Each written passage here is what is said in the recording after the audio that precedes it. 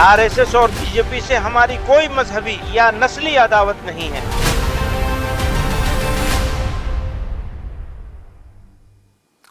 دلی کے رام لیلا میدان میں اس وقت جمعیت علماء ہند کا ادھیویشن چل رہا ہے۔ جمعیت کے ادھیویشن کا آج تیسرا اور آخری دن ہے۔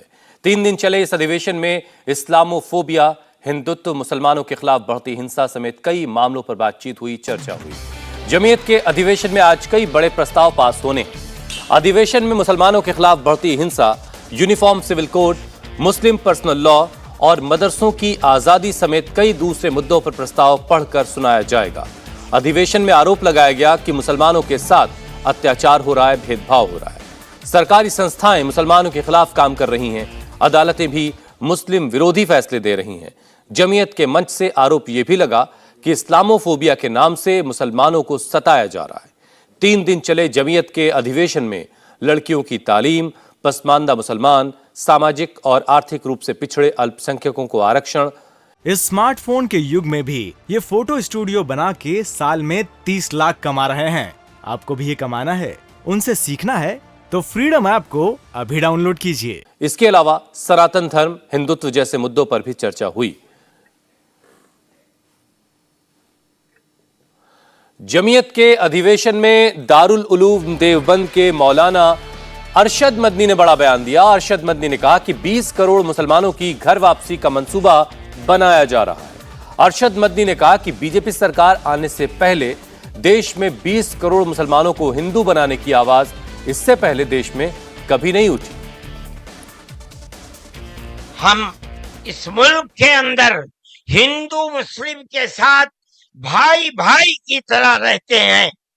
ہم نے ملک کی آزادی کے بعد بدقسمتی سے ملک کی تقسیم کے بعد سے ہم نے اس ملک کے اندر آپس کے اختلاف کو دیکھا، یہاں تک کہ اختلاف ہوتے ہوتے حکومتیں بدلتے بدلتے حکومت BJP کی آئی۔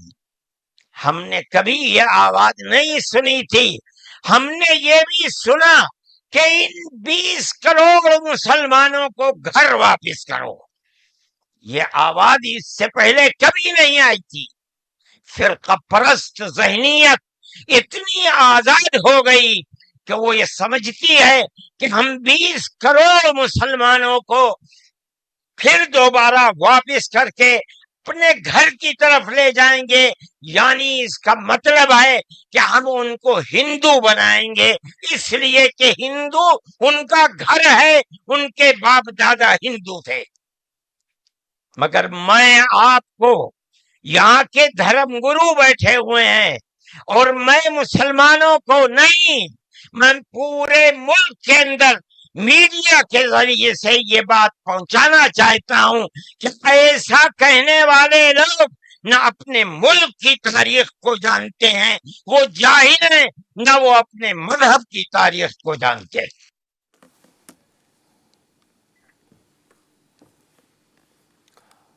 آدم کو اللہ نے بھارت کی دھرتی پر اتارا۔ ارشد مدنی نے کہا آدم اور منو ایک ہی انسان کا نام ہے۔ منو نے اللہ کی عبادت کی۔ یہ تمام باتیں ارشد مدنی نے بتائیں۔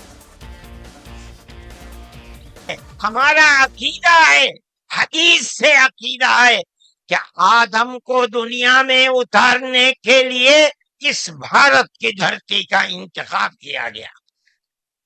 ان کے پاس کوئی آسمانی کتاب نہیں ہے۔ میں نے بڑے بڑے دھرم گروؤں سے پوچھا کہ آدم جو سب سے پہلا آدمی ہے آسمان سے اتارا، اللہ نے اتارا، وہ آدمی کس کی پوجا کرتا تھا؟ کوئی نہیں تھا۔ دنیا کے اندر نہ ایک آدم تھا، اس آدم کو کہتے کیا ہو؟ لیکن چونکہ کوئی آسمانی کتاب نہیں ہے اس لیے لوگ مختلف باتیں کہتے تھے۔ لیکن بڑے بڑے دھرم گرو یہاں تک پہنچے، انہوں نے کہا کہ ہم اس کو منو کہتے ہیں۔ صحیح بات ہے، ہم آدم کہتے ہیں، یہ منو کہتے ہیں۔ ہم آدم کی اولاد کو آدمی کہتے ہیں۔ انگریزی بولنے والے ایڈم کہتے ہیں، فارسی اور عربی بولنے والے آدم کہتے ہیں، اور یہ اس کو منو کہتے ہیں جو اس بھارت کی دھرتی کے اوپر اترا۔ ہم آدم کی اولاد کو آدمی کہتے ہیں اور یہ منو کی اولاد کو منش کہتے ہیں۔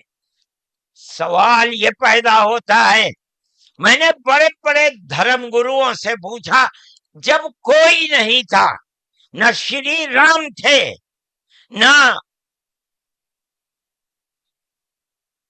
برہما تھے، نہ شیو تھے، جب کوئی نہیں تھا تو سوال پیدا ہوتا ہے کہ منو پوجتے کس کو تھے؟ کوئی کہتا ہے کہ شیو کو پوجتے تھے، لیکن ان کے پاس علم نہیں ہے۔ بہت کم لوگ یہ بتاتے ہیں کہ منو کچھ نہیں تھا دنیا میں، وہ اوم کو پوجتے تھے۔ میں نے کہا اوم کون ہے؟ بہت سے لوگوں نے کہا کہ وہ ایک ہوا ہے جن کا کوئی روپ نہیں ہے، کوئی رنگ نہیں ہے، وہ دنیا میں ہر جگہ ہے، ہوا ہر جگہ ہے۔ انہوں نے آسمان بنایا، انہوں نے زمین۔ میں نے کہا کہ ارے بابا، انہی کو تو ہم اللہ کہتے ہیں، انہی کو تو تم ایشور کہتے ہو، اسی کو تو ہم اللہ کہتے ہیں۔ فارسی بولنے والے خدا کہتے ہیں، انگریزی بولنے والے گاڈ کہتے ہیں۔ اس کا مطلب یہ ہے کہ منو ایک اللہ، منو یعنی آدم، ایک اوم یعنی ایک اللہ کو پوجتے تھے۔ یہ ہمارے ملک کی تاریخ ہے، یہ دنیا کے دھرموں کی تاریخ ہے۔ یو پی ویسٹرن زون کے ادھیکش محمد عقیل کا بیان آیا، انہوں نے کہا کہ دیش میں اسلامو فوبیا بڑھ رہا ہے۔ بی جے پی نیتاؤں کے بیان نفرت سے بھرے ہوئے ہوتے ہیں، اس سے نفرت بڑھ رہی ہے۔ سرکار سے نفرتی بیانوں پر روک کی اپیل انہوں نے کی۔ آج ہمارے ملک میں اسلامو فوبیا اور مسلمانوں کے خلاف نفرت اور اشتعال انگیزی کے واقعات میں لگاتار اضافہ ہو رہا ہے۔ سب سے زیادہ افسوس کا مقام یہ ہے کہ یہ سب چیزیں سرکار کی نگاہوں کے سامنے ہو رہی ہیں۔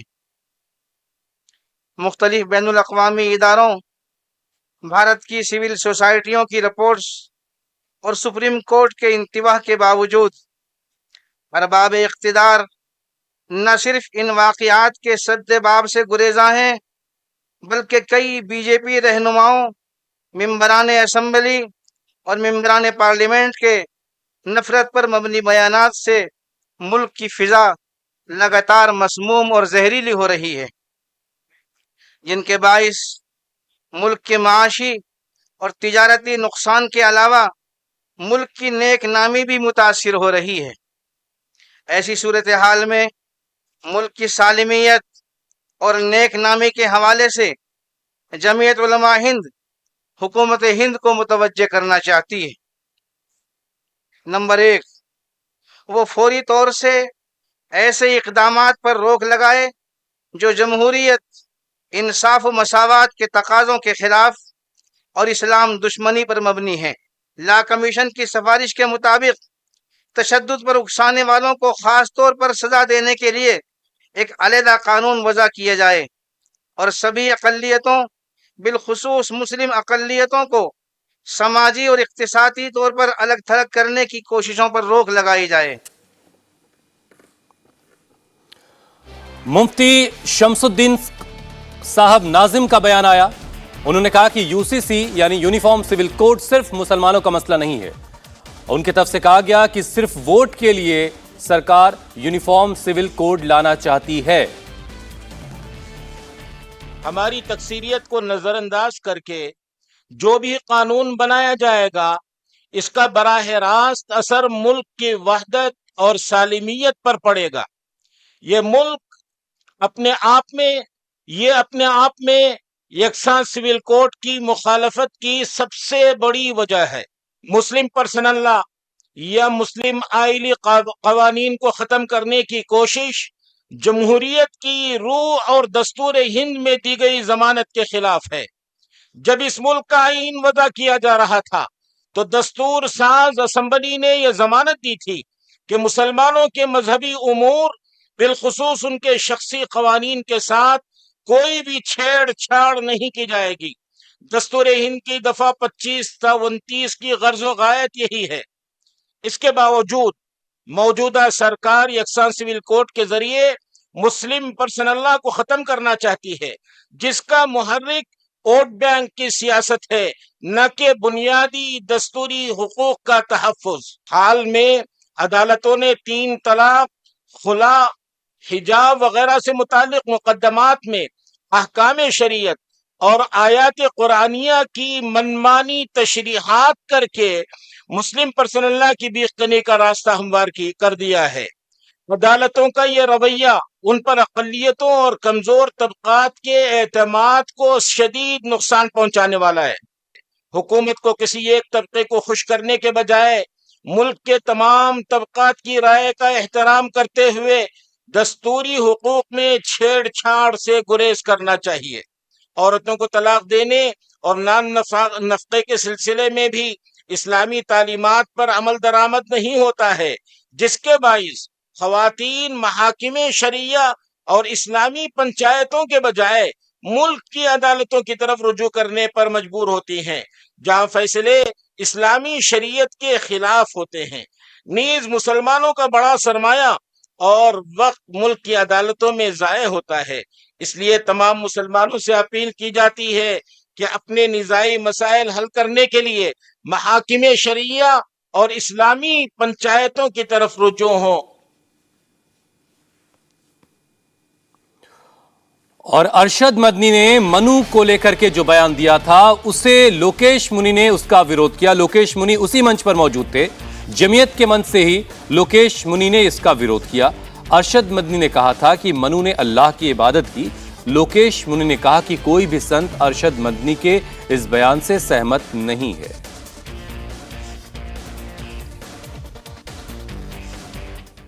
भारतीय सर्वधर्म संसद के सभी रहनुमा यहाँ आए और बड़ी प्यार मोहब्बत की बात हमारे स्वामी चिदानंद सरस्वती जी महाराज ने की, एक माहौल बनाया।